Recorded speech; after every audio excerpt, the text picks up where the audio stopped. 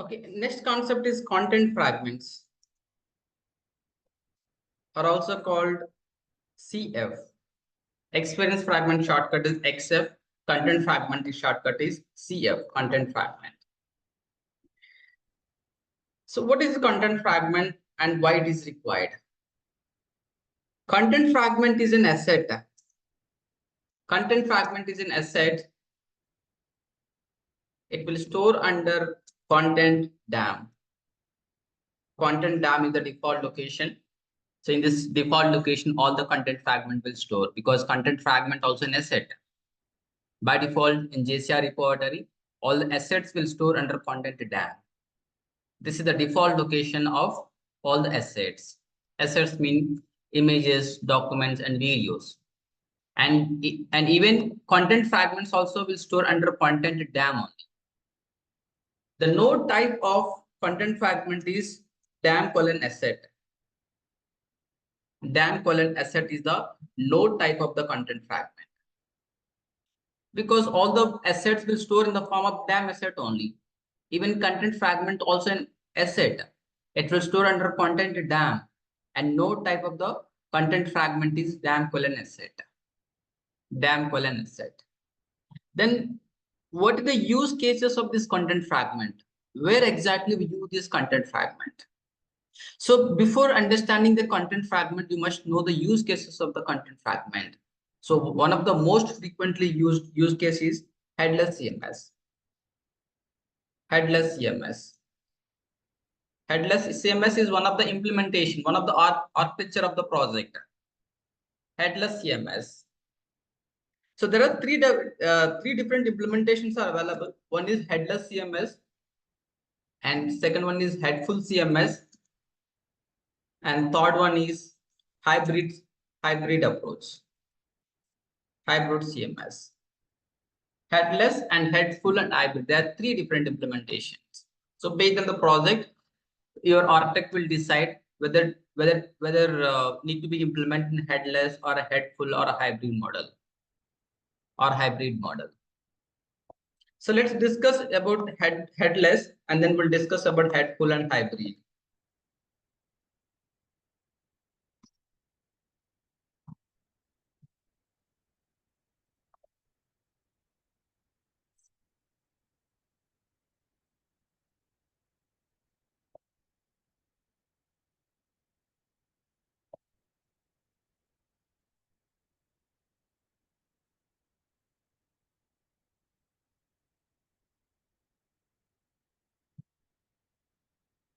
So when you access any website from the browser, www.weekend.com, for example, if you access from the browser, the request goes to Apache web server and Apache web server to publish server. Of course, there is multiple layers are available in between this browser and publish server. The first layer is CDN layer, content delivery network, and then dispatcher, and then publish server. But we'll discuss in detail later at the time of the dispatcher. So as of now, just remember, whenever you request from the browser, the request will go to the publish server. Publish server. So here the publish server is responsible to create the content, for content rendering purpose. So this is the publish server. Publish server responsibility is to render the content.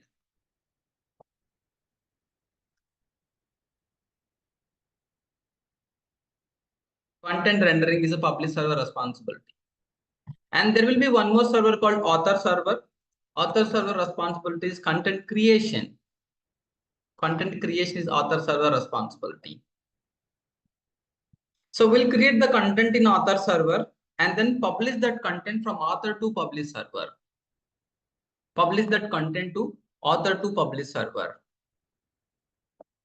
Author to publish server. We'll always create the content or modify the content or delete the content in author server. Author server is for internal use. Only the internal team members can access this author server because it required authentication. Only the internal development team or QA team or content authoring team and admin team or marketing team will have the login credentials. They will log in into the author server with their credential, and then they can create the content. The external users means end users can't access this author server. The end users always access this publish server. The purpose of this author server is for content creation or modification or deletion. All code operations we can perform in author server. But publish server is for content rendering purpose. So we can't modify any content in publish server. We can't modify any content directly in publish server. So the purpose of the publish server is for content rendering purpose. When you send a request from the browser, the request goes to the publish server. The publish server processes that request and render that HTML markup back to the browser. So there are two different roles, content creation and content rendering. For content creation purpose, we can use author server. For content rendering purpose, we can use publish server. So this architecture is called headful architecture. Headful architecture. In the headful architecture, we use this AEM server for content creation and content rendering.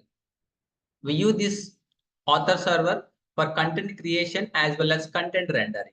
So this is headful implementation. Headful implementation. But in some of the projects, we don't use this publish server for content rendering. We don't use this publish server for content rendering. We use AEM server only for content creation.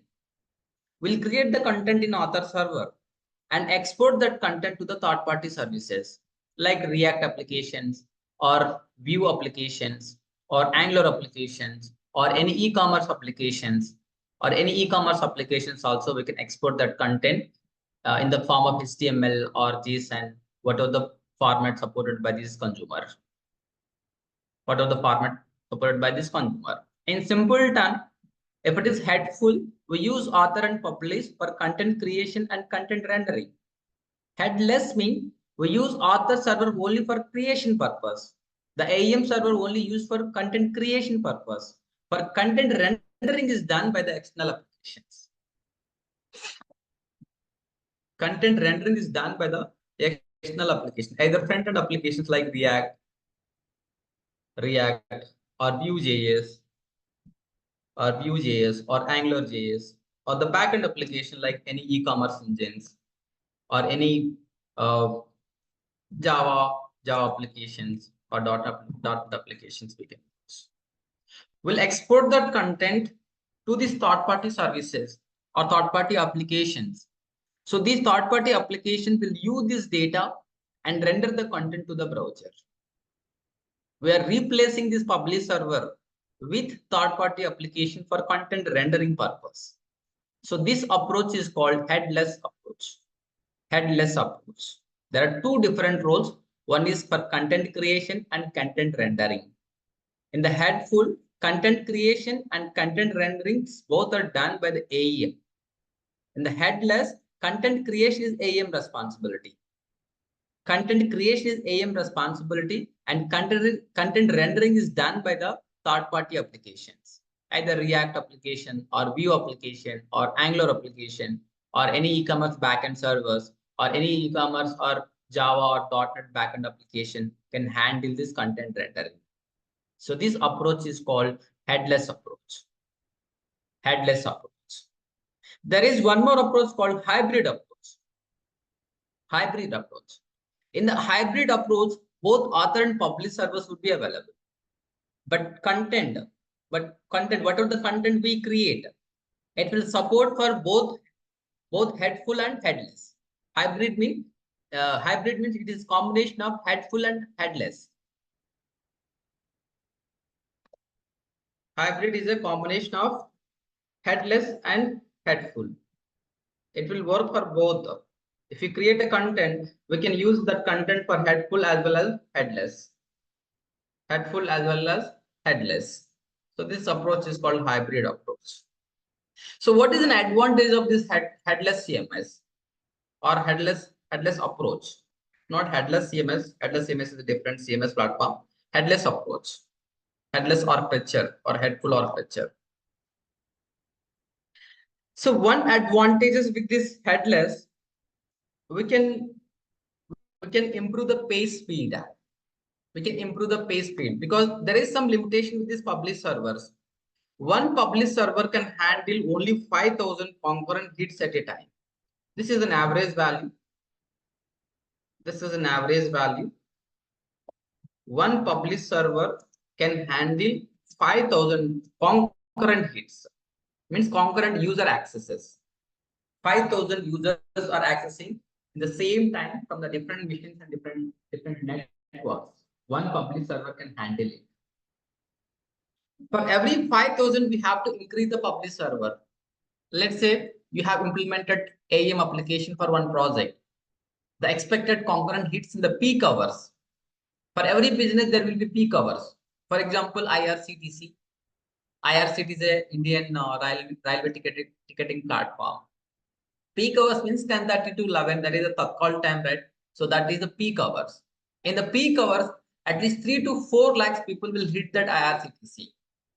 At a time, 4 lakhs or 3 lakhs of concurrent users hit that servers from the different location from the different networks.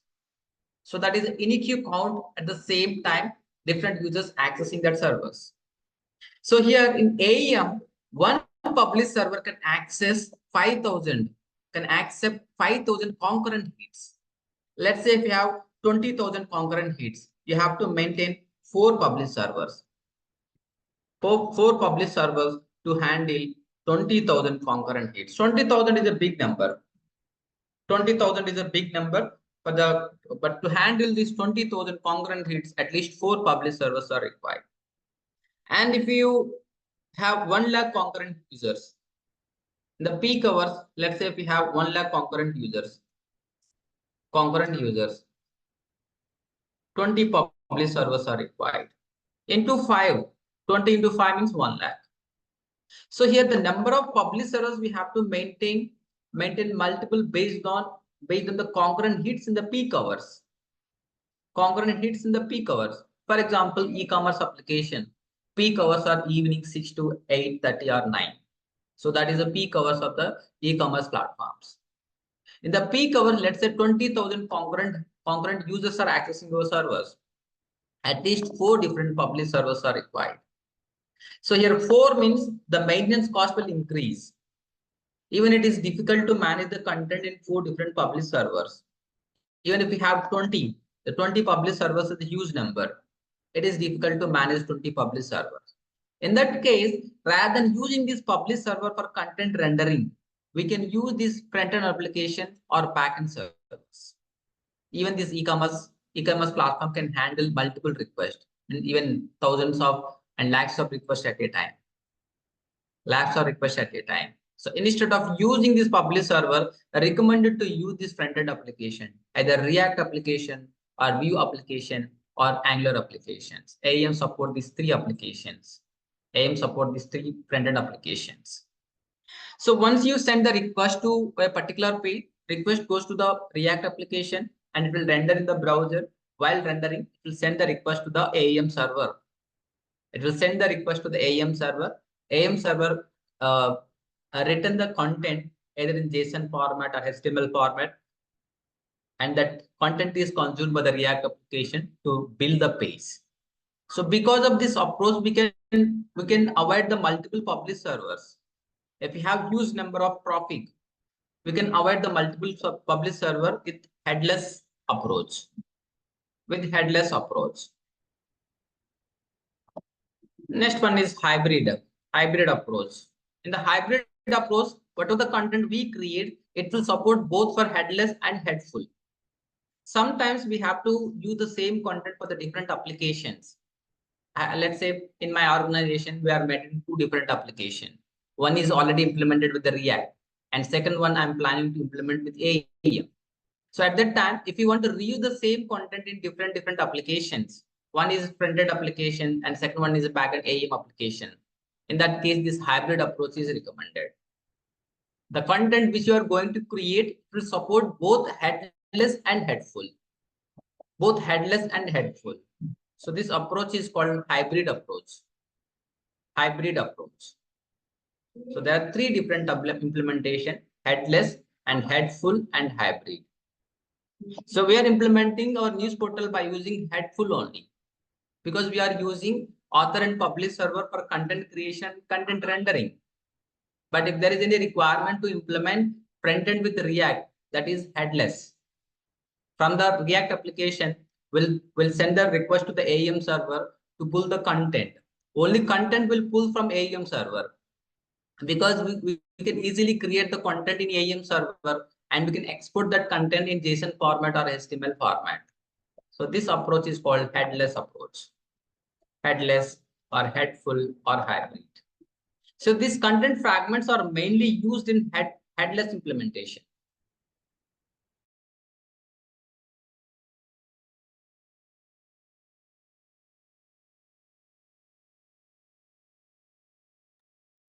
So these content fragments are mainly used in headless implementations.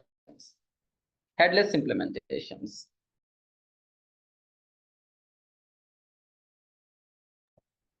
Sorry, I was on mute. So these content fragments are mainly used in headless implementations because we can easily create the content by using this content fragment, and we can easily export that content in JSON format without writing any custom code, because AEM supports to convert the content in JSON format if you implement these content fragments. If we implement this content fragment, we can easily convert the content in JSON format, because there are two different implementations are available to convert the content in JSON format. One is Asset HTTP API, and second one is GraphQL.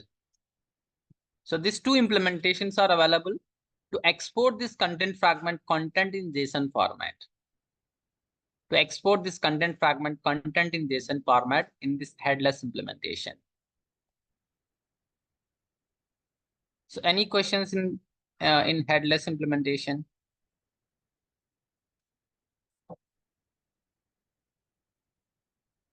So are you clear on this headless and headful and hybrid implementations?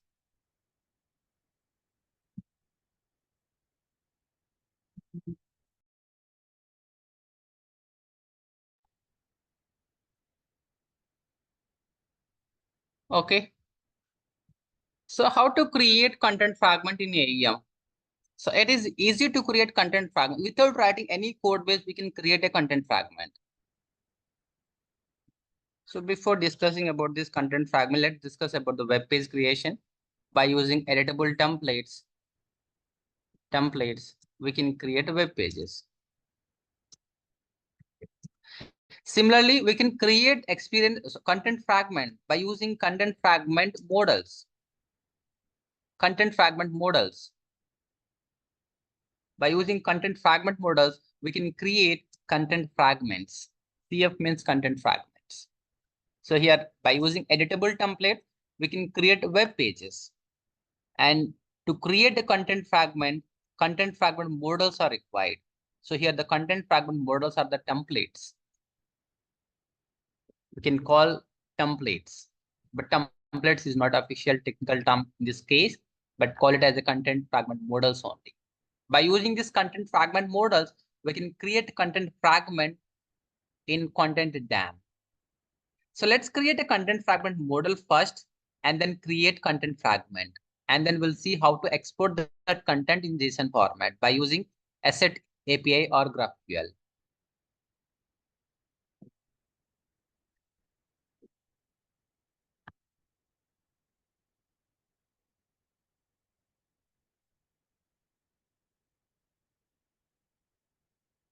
Go to the welcome screen. Click on tools.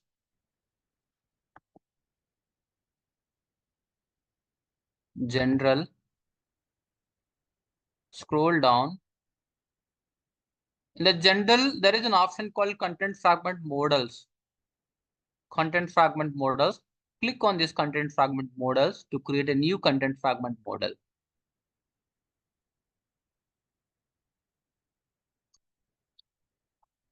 And then select the project. So there is no models in your news portals. Look at the location. Conf news portal is the default location to store all content fragment. Even editable templates also will store in the conf folder only. Even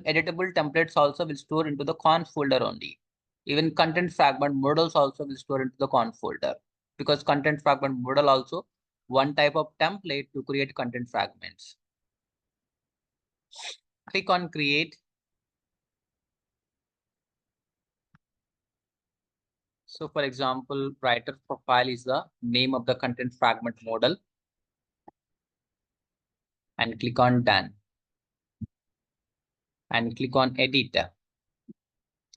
Check the locations. We are in Conf News Portal and click on edit. Edit the content fragment model.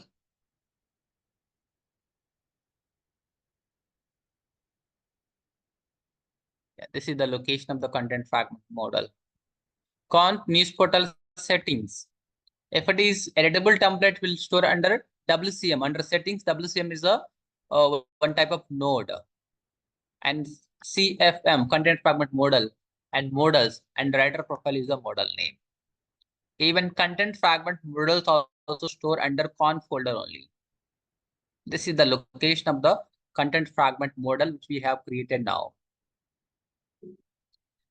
And then here we have to create one dialog by using this UI. This is one content fragment model editor. In this model editor, we have to implement all the dialog fields. Let me drag and drop all these fields one by one. First one is a single text field. Simply drag and drop. And use this field for name. And if you scroll down, there is multiple options are available. So we have drag and drop single line text. It is equal to text field in our dialog. In the dialog, we'll implement a different type of fields, right? Text field and rich text field and multi fields and path fields and checkboxes and select. Multiple fields will generate, right?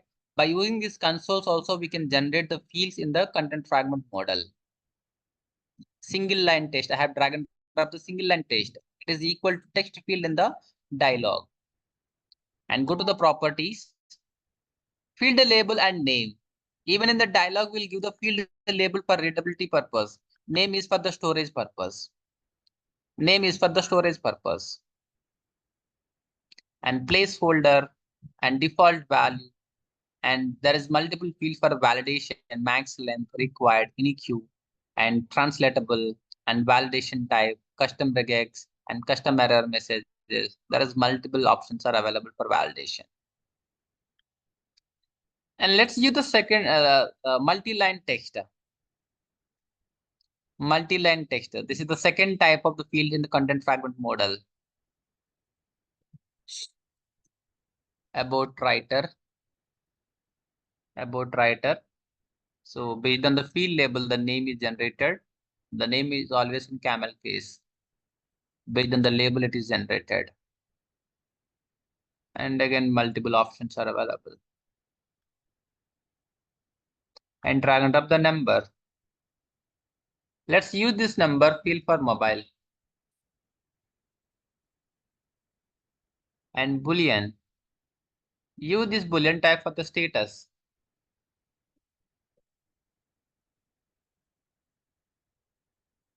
And date and time. Let's use this one to define date of birth. Date of birth. So based on the requirement, we can select these field types. Field types. Enumeration. So this is a drop down. Let's use this enumeration for gender and add the options.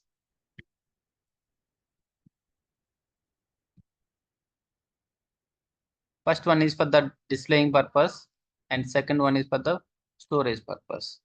Male and female, two options I have added.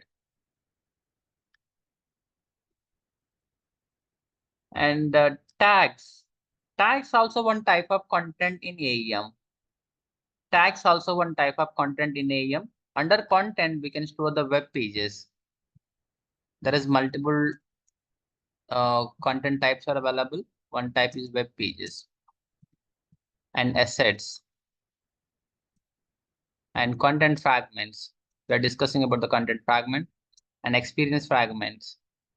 And even we can store the tags also. Tags also one type of content. Tags also one type of content. It will be useful for tagging purpose. The tagging will be useful for content classification and searching. So we'll discuss later about this concept.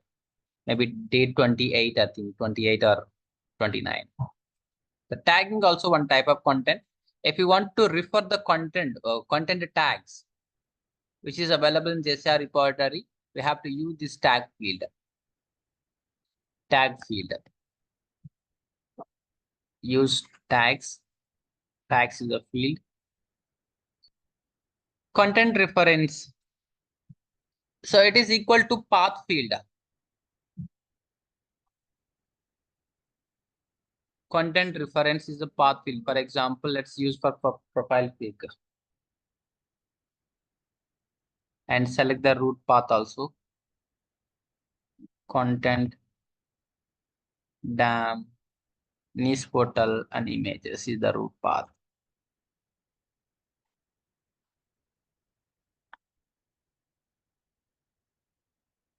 And fragment reference. Content reference is equal to path field. Path field, we are using this content reference for profile pic. Because profile pic is an image, it will be available under content DAM. To select that image, so we are using this path field or also called content reference. And 3 more field types are available. Fragment reference. Fragment reference. So if you want to refer one content fragment into another content fragment, we can use this fragment reference. For example, address. Address is a fragment reference. So we have only one model. Let's select this model.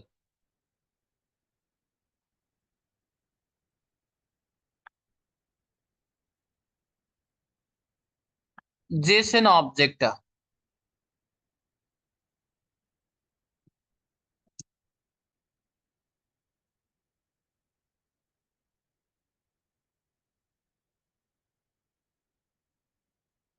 JSON object, additional data. So this field accepts only the JSON data. Data we can give in the JSON format only in this field, additional data. And the last field type is tab.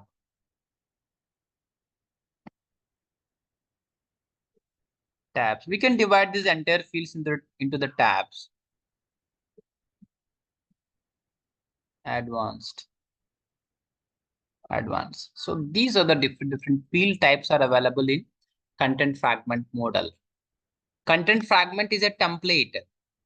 Sorry, content fragment model is a template and it contains the dialogue. Inside the template, if you go to inside the template, we'll find out one dialogue. In the dialogue, there will be multiple field types. Example, name and email ID and date of birth, multiple fields we can generate. Content fragment model is a template. This template contains dialogue. Inside the dialogue, there will be multiple fields. Based on the requirement, we have to add these fields into the dialogue by using content fragment model editor. Once you create a content fragment model, click on edit. It will open in content fragment editor. In the editor, we can build this dialogue by drag and dropping a component from right hand side to left hand side. For every component, every field type, we have to give the field label and name. So these are the different data types or field types are available. Single line text, it is equal to text field in your dialog. Multi-line text, it is equal to text area or also called RT, rich text editor in your dialog. Number field, checkbox, and this is a date picker, and selector, tags, and path field. And fragment reference is a custom data type in the content fragment model. And this is not available in our dialog implementation. JSON object also one of the custom implementation in the DAM content fragment model.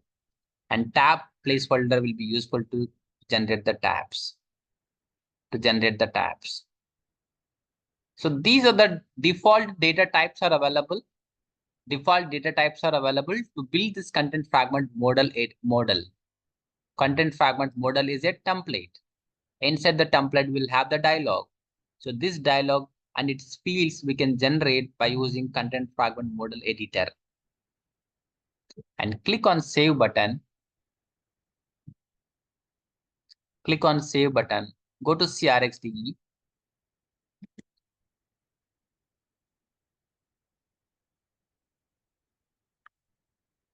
Conf, newsletter, settings, DAM, CFM, models, writer profile is the model name. Check the node type, seek equivalent template. Seek equivalent template. Content fragment model is a template. Template is blueprint. To create a content fragment, this blueprint is required. And expand JSR content. And expand model. You'll find out one dialog.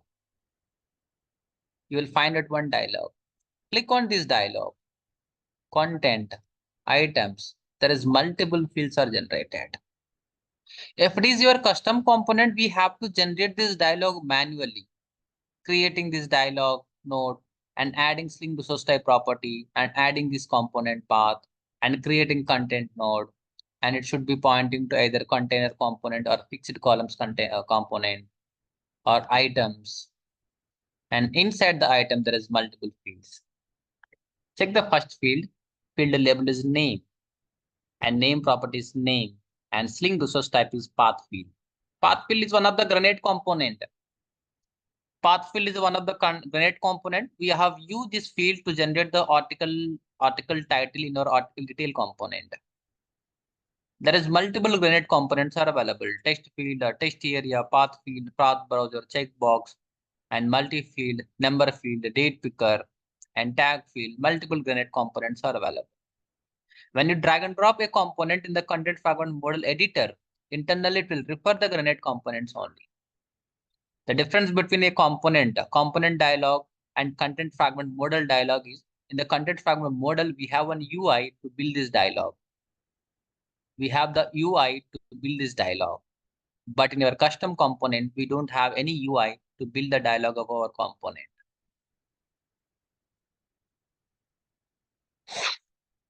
See, this is a multi-editor and this is related to DAM custom component. Number field to configure the mobile number and date picker and tag field. Select tab placeholder and content reference and fragment reference and checkbox and JSON editors. Some of the fields are the grenade components. Some of the fields are custom DAM elements or field types. And this is the dialog internally generated from content fragment model editor. So when you drag and drop and click on save button, internally store as a dialog of this content fragment model. Type is seek equivalent template and it contains the dialog and dialog contains the fields. This is the first step to create a content fragment. Yes, content fragment model is created. In the next step, let's create a content fragment. In the next step, let's create a content fragment. The content fragment we can create by using assets console because content fragment is an asset.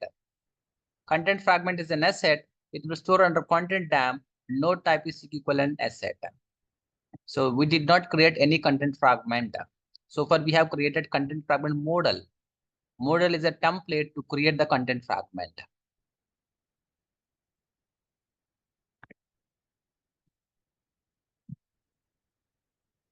Go to the start screen.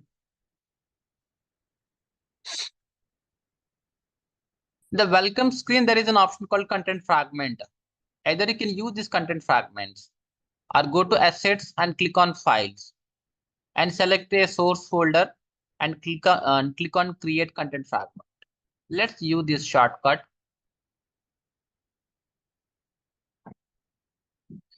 Okay, I think it is redirecting to a remote servers. It is redirecting to remote servers. Ignore this option. Go to the assets. and click on files, or else directly access localhost 4502 assets.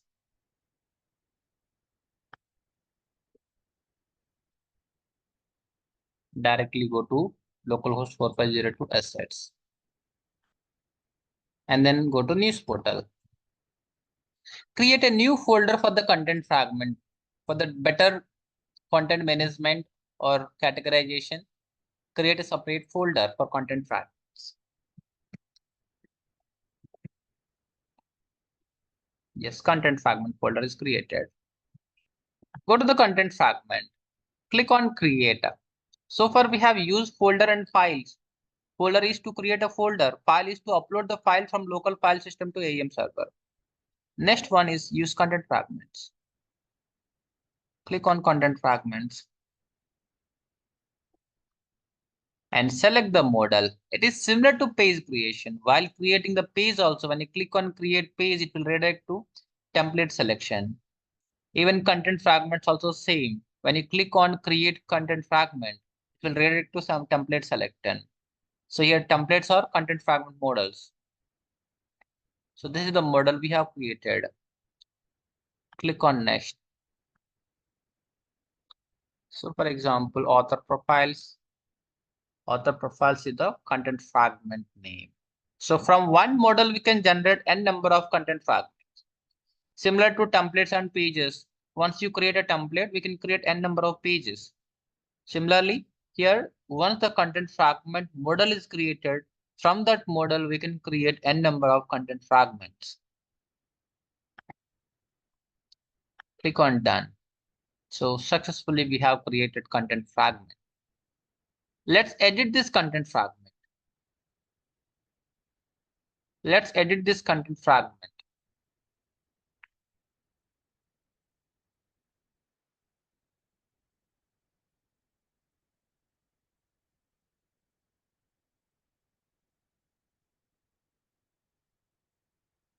Check the location of this content fragment. Content, DAM, news portal, content fragment, author profile is the content fragment. This is one content fragment. So this content fragment is created from writer profile content fragment model. This content fragment is created from writer profile content fragment model. In that model, this dialog is available. This dialog is created in that content fragment model. So by using this dialog, we can create content inside this content fragment. So this dialog will be useful to generate the content inside the content fragment. But the actual source of this dialog is from content fragment model. So even it will support variations also. It is similar to experience fragment. In the experience fragment, we can generate the multiple variations. Even content fragments also support the variations. Default one is master variation. Default one is master variation. In this variation, let's store Ravi information. Ravi is one of the writer. And about Ravi, 5 to 6 lines, and mobile number, and date of birth,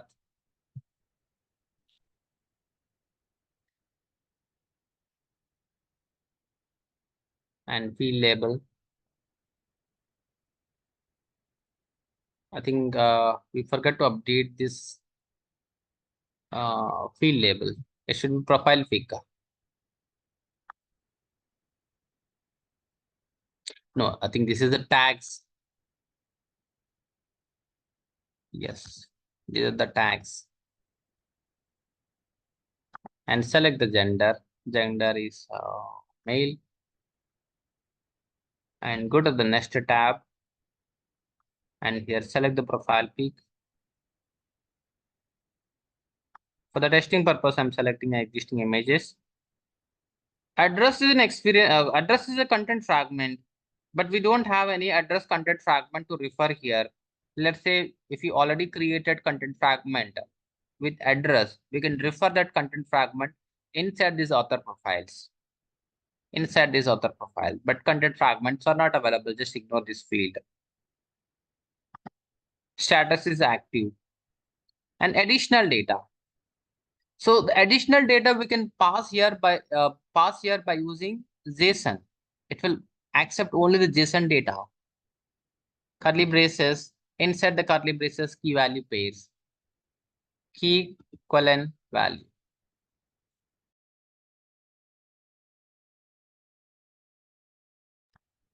Key value pair. So for example, key is current location. India.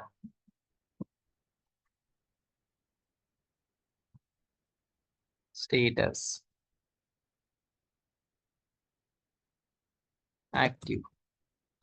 So here you can give the multiple key value pairs. This is an additional data we can configure in the form of the JSON. So this is also one field type, JSON field. Once you add the JSON field in the content fragment model, so it will support only the JSON data. And save the changes. Save the changes. So similarly, we can create n number of variation. Default variation is master variation. Let's create a Nishi variation. See, when you create a new variation, whatever the data is configured in the master, that data is available in that new variation.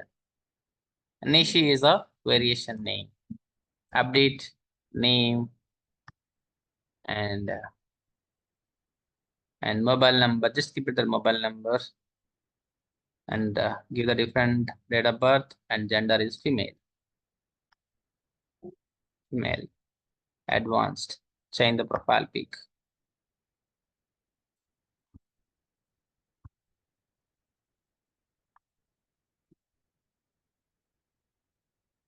Current location is UK. Let me create one more variation for testing purpose. See. So again, the master data is displaying. So the master data is the default data for every variation.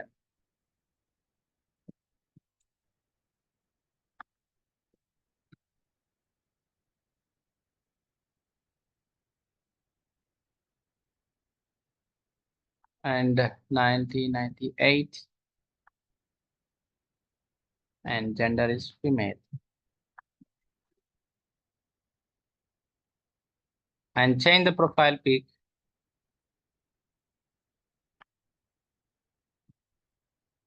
Status and current location is US. And save the changes. And save the changes.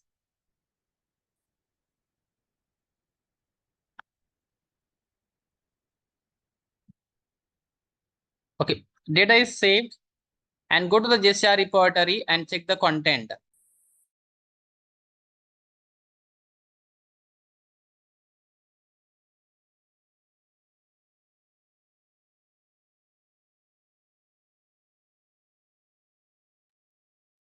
Okay, check the JCR repository.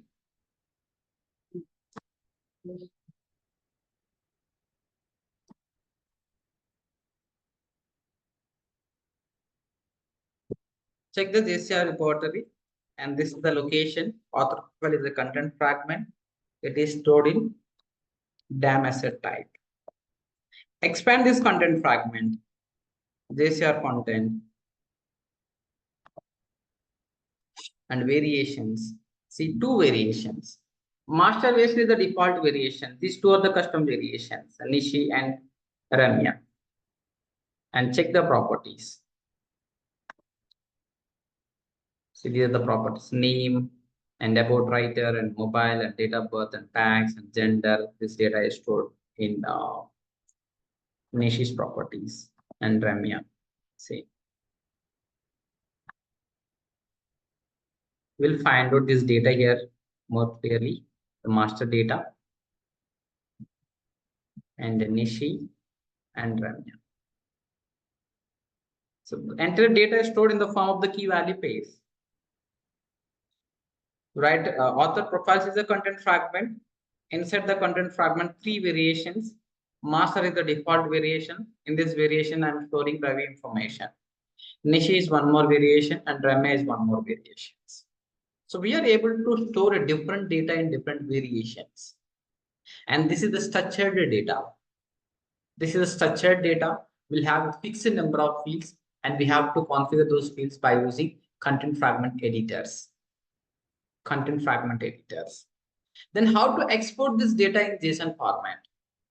So I have to export this data to the third-party applications in JSON format. How to export it? In two ways we can export. One is by using HTTP Asset API.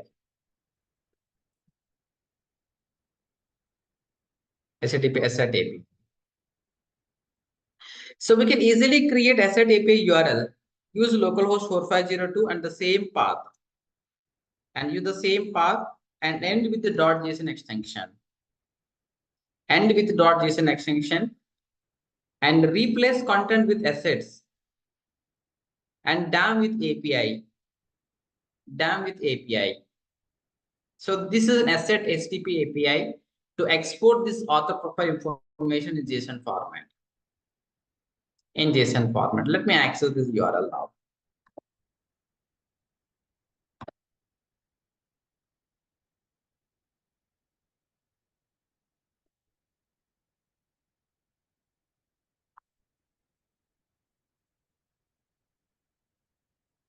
Yeah.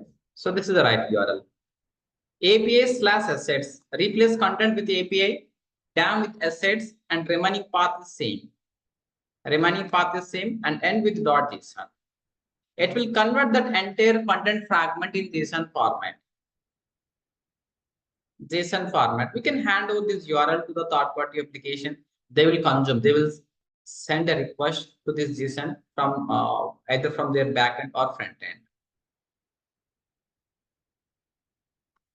This is the right one. Second approach is GraphQL. We can check this GraphQL query in the content fragment editor by clicking this preview button, but it won't execute because we have to enable the GraphQL. This is one-time activities. We have to enable the GraphQL for every project. Then only we can see this content fragment data in JSON format by using GraphQL query. Go to welcome screen again. Click on Tools General. Scroll down. So we'll see two options. One is GraphQL and second one is GraphQL editor. First, go to the GraphQL to enable the GraphQL to the news portal. Go to GraphQL, create a new endpoint, enter the project name, news portal, and click on create. So this step is required. When you create a new endpoint for the news portal, it will generate one REST URL. It will generate one REST URL. Content GraphQL news portal endpoint is one REST URL. By using this REST URL, we can access these content fragments. Now go back to the content fragment editor. Now click on this preview button. Click on this preview button.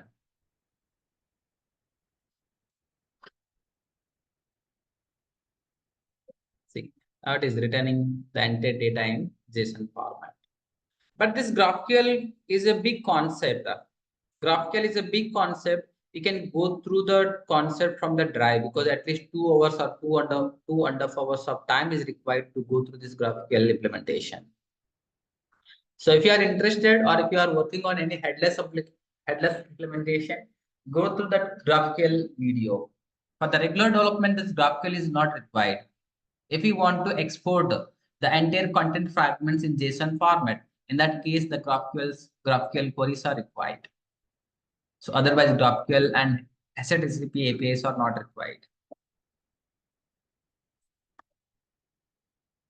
So by using GraphQL console, we can generate the URL and can hand over that URL to the third-party services to consume the content fragments. Even we can use this content fragment inside our web pages. Inside our web pages also, we can use this content fragment. But not recommended to use this content fragment inside our web page. I will show you Even I will show you the disadvantage of this content fragment to refer in our web pages. Go to our article 1 page.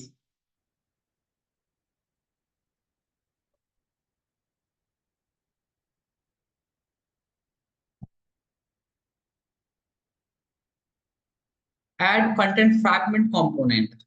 Similar to experience fragment, there is one more component called content fragment. Content fragment is the component. Drag and drop the content fragment. And refer content fragment in content fragment component. Content fragment is a component. It will be useful to refer the content fragment which is available in the assets. Edit this component and refer content fragment inside article 1 page.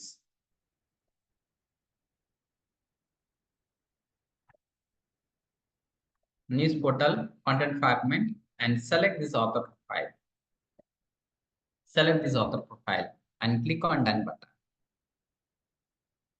Click on done button. Check the data. Check the data.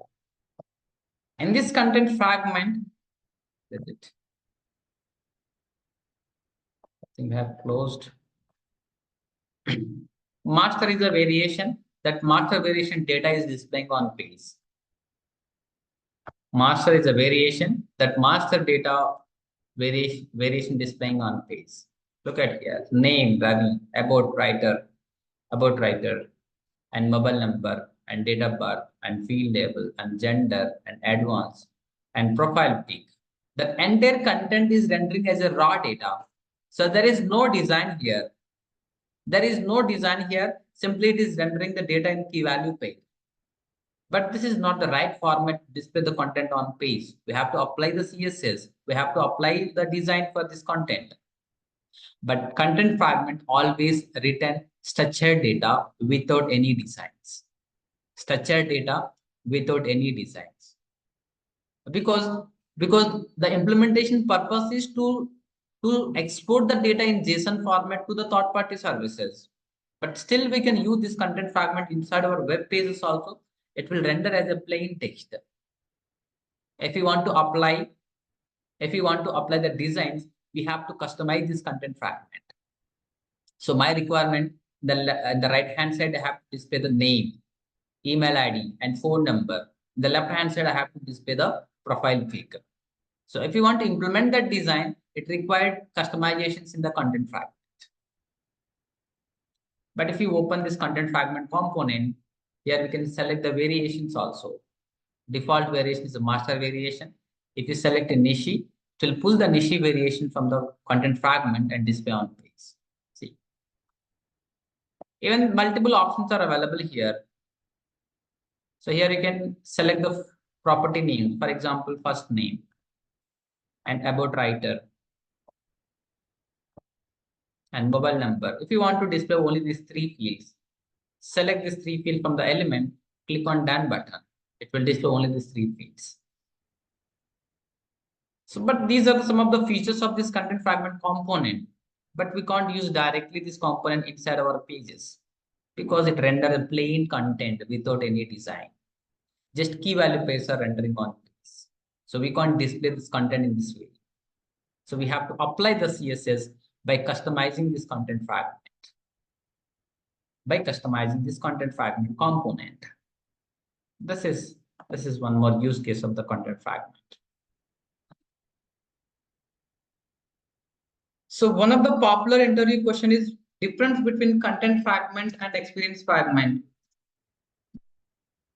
Content fragment and experience fragment. This is one of the popular interview question.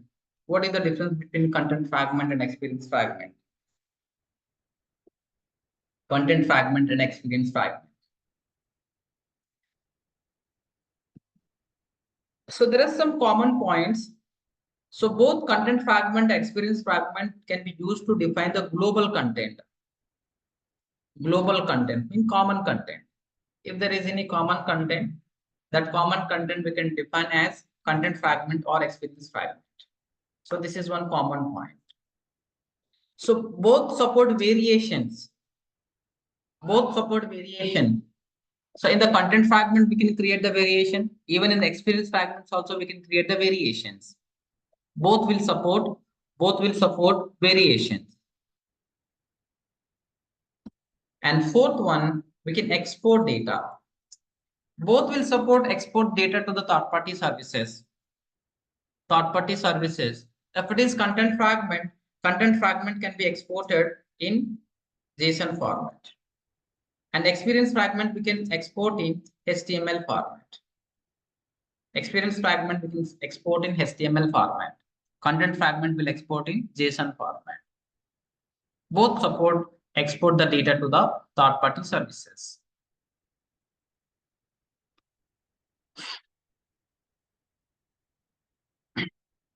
So these are the common points of the content fragment and experience fragment. Common point of the experience fragment and content fragment. But differences wise, content fragment will be useful to render plain content without design. So this is the structured content or also called plain content without any designs. In the content fragment, data will store in the form of the key value pairs.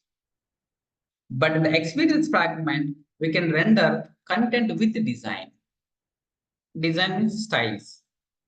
Best example, header and footer. Header and footer. We are able to see that header content and footer content with design in the experience fragment. But in the content fragment, we can't see any design. So that is a plain content without any designs.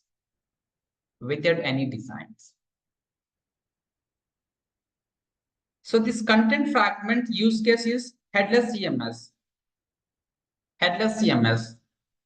Only we use in headless CMS. Of course, we can use in our websites also. It required customizations. And experience fragment, there is multiple use cases. One is for personalization. We can use this content for the personalization. And we can use it for marketing purpose. And we can use it to define global content. For global content. Example, header and footer.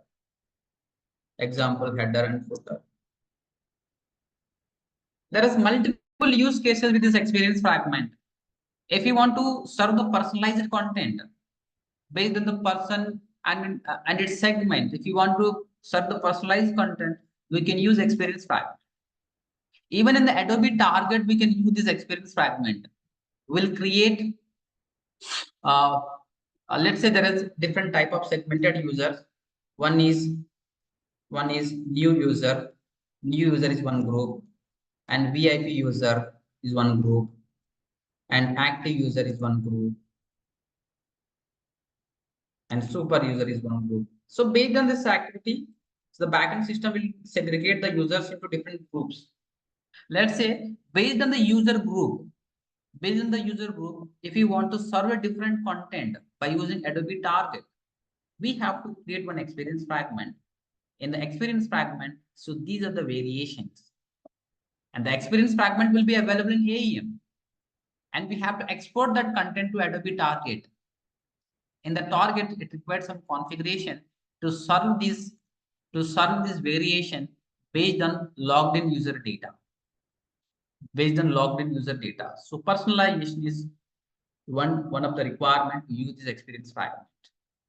And marketing purpose also we can use.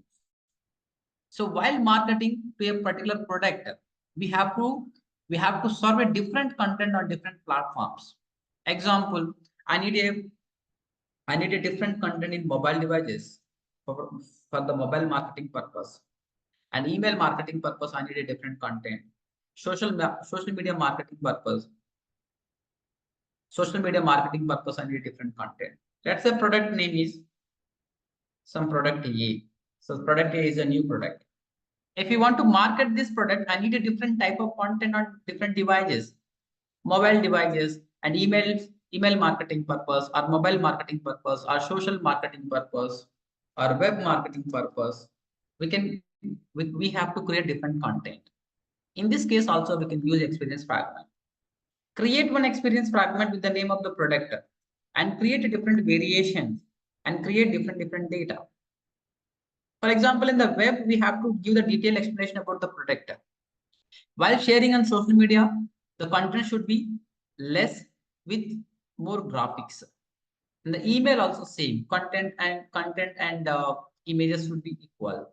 In the mobile also content should be very less, because while opening any product in the mobile, if you give some 100 lines of the description, nobody will read that description. So that content should be short and sweet. So that's why we need different content on different platforms for marketing purpose. In that case also we can use experience fragment. In that case also we can use experience fragment for mobile marketing, email and social and web. Even we can use it for the global content to define the header and footer. But content fragment is mainly used for headless CMS to export the data in JSON format. So these are the differences between content fragment and experience fragment. Most frequently asked interview questions in our area. Any questions? Yeah, Jamu. So we here in the content fragments we can make variations, right? So Yes. my question is, can we add different kind of data types in different variations? Let's No, say, no, no, no. let's say there are 10 fields. I want to add 11th field only in one variation and 12th field in another variation. I mean, can I do that?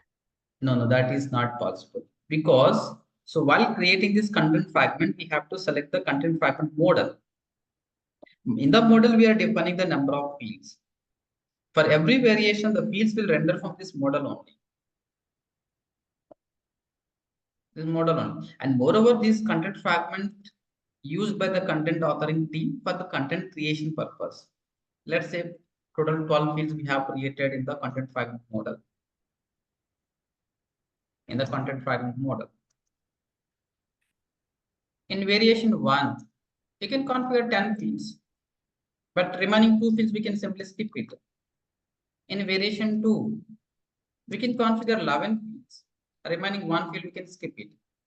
Variation 2. So similarly we can implement it, but we can't show and hide the fields based on the variation. We can show and hide a particular field based on the variation. We can change the data types also. If we keep it empty, it's not gonna visible in the JSON? It will reflect in JSON, but while exporting the JSON, right, we can select a particular fields, especially in the GraphQL. While generating the query, the output fields we can select. Which fields we have to include in the JSON, we can select. Yeah. Okay. If we keep like same 10 fields, can we change the name of the field in very different variations? Like let's say No. at one location we have mobile, in another variation can we use cell number, something like that? No, we can't change it. Okay. But we can do one thing. Mhm. So for example, mobile is one field and second field is phone and third field is, for example, email. So similarly, we have the multiple fields. By default, all the fields will render in all variations. But we can add one drop down. Drop down also one type of field. Drop down or type.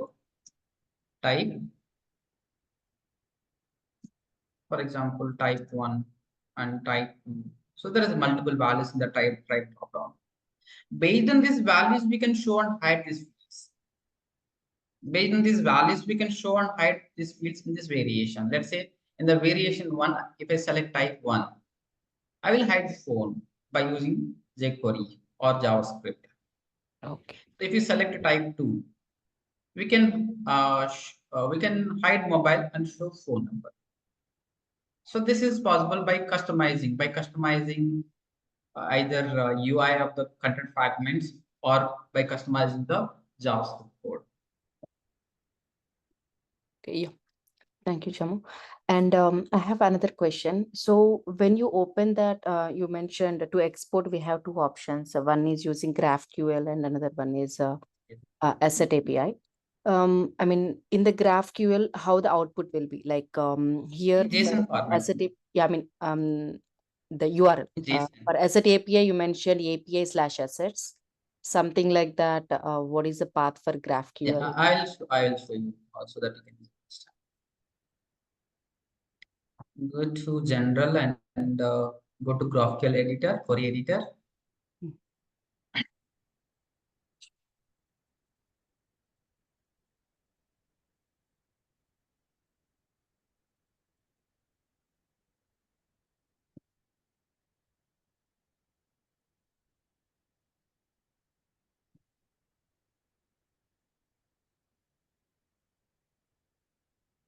My question is because like when we use this asset API, we change the path to API/assets.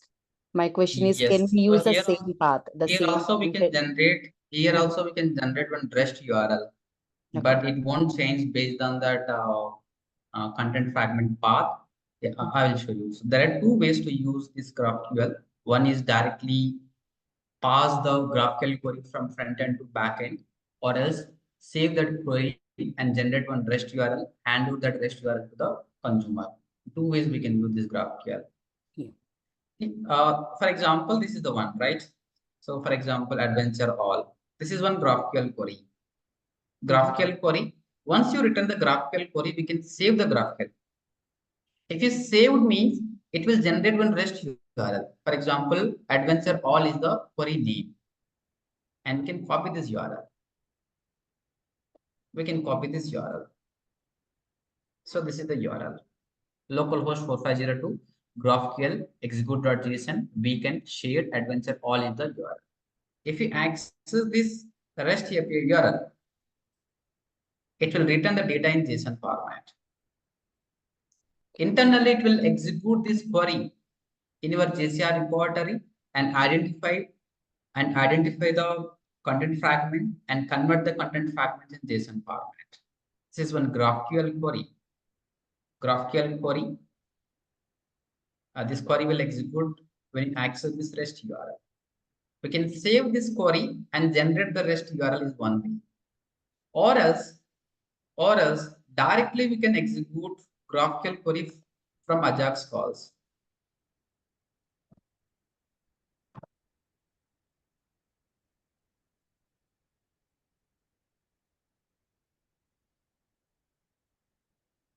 Click on execute. Check this one. Content GraphQL is one endpoint of this one. In the payload, directly we can pass GraphQL query. So this is the second approach.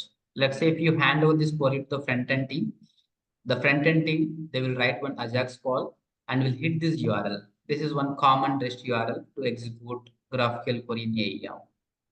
And while hitting this REST URL by using post method, they will pass the query as a payload. This query will execute in the backend AEM server and generate the HTML JSON response. Two ways. Yeah. If you are Actually, more interested, go through that GraphQL query. There are around 2 hours, 20 minutes video is there. You can easily understand this implementation. yeah, sure, Chama, we'll go there. I have one use case where I've seen some JSONs prepare like with the content fragments, create with content fragments, where these content fragments are with the same path, like a content dam, so and so path. At the end, they are loading with extension like some data.json, some CFD.json, something like that. How that approach, I mean, how we can get that kind of output? Is there any other way, or are you going to cover in the near future? See, in that case, you can use the customized maybe selectors we can use. For example, I'll give you a small example. So your requirement is you're trying to access one content fragment by using one selector. For example, mobile data is the one.